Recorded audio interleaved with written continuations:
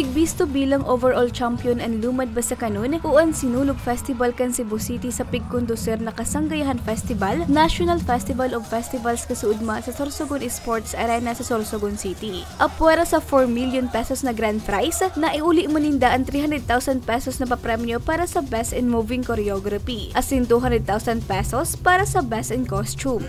Napapaluha pa ang choreography president kan grupo na si Norman Navarro sa sobrang kaugmahan. Hulit na nagbunga ng gadaan sa indang mga pinagalan. Hindi ko masabi, very happy po. Very happy po. Hindi ko inasahan to na halos lahat ng awards na kuha namin. Pigbisto bilang 4th runner-up ang Garbo sa Lapu-Lapu Festival kan Lapu-Lapu City na nag-uli nin 500,000 pesos. 3rd runner-up ang Gayon Syudad kan Sorsogon City na nag-uli nin 800,000 pesos. 2nd runner-up ang Cagsawa Festival kan Daraga Albay, asin 1st runner-up ang Tanglawan Festival kan San Jose Bulacan na nag-uli nin 3 million pesos. Hali man sa indang grupo ang Nanggana bilang Festival Queen na nag-uli nin 100,000 pesos. 10 grupo ang naglalaban-laban sa nasabing kompetisyon.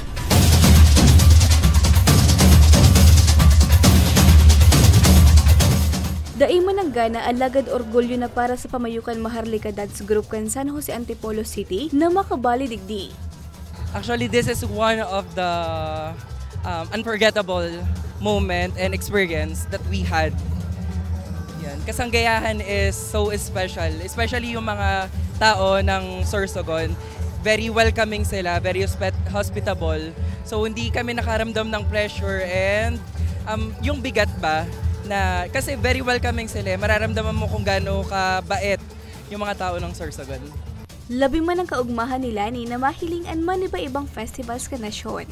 Very timely man na hinatagan kita ni Governor ki sining kaini na activity para makita man kang mga taga Sorsogon hanan kay iba pa na taga probinsya kang Bicol ang iba't ibang festival kang other regions. So maugmahon po ang taga Sorsogon na naka-witness man po. Kagaya ko po, first time ko man po maka-witness king Aragay na festival. So magayon sa pamati. Sigun kay Department of Tourism Regional Director Hervey Aguas, sa paagi kan aktibidad nagkakaigwan ng oportunidad ang maniba-ibang lugar sa nasyon na maibidaan sa idang kanya-kanyang festival siring man na makakatabang ini sa pagbuskan turismo kan Sorsogon. Of course, to showcase our own festivals man. Araw kang syudad kang Sorsogon, tigpailing so gayon. So araw kang Daraga, pinailing so Cagsawa. So araw kang kang Cebu, pinailing so Sinulog. So nagkakiguang ideya, awareness ang gabos ng mga Bicolano kung ano ang mga yaon sa ibang lugar na pwede man nabisitahon. Pero syempre ang pinaka-importante, sa tuyang rehiyon. Na nailing po, so Cagsawa na may igwa pala na festival. So Gayon Syudad, may igwa pala na festival. Nailing man po, so Bulusan, may igwa pong festival. So talagang it's a showcase of our own festival. Sigun kay Governor Edwin Hamor, huli sa nahiling niyang trayompo kan aktibidad, taon-taon niya na ining bubuksan asin lauman kan publiko na mas magigiining makulor asin magarbo.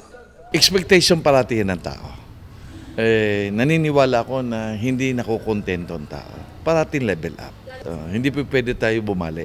Nandito na tayo, why not?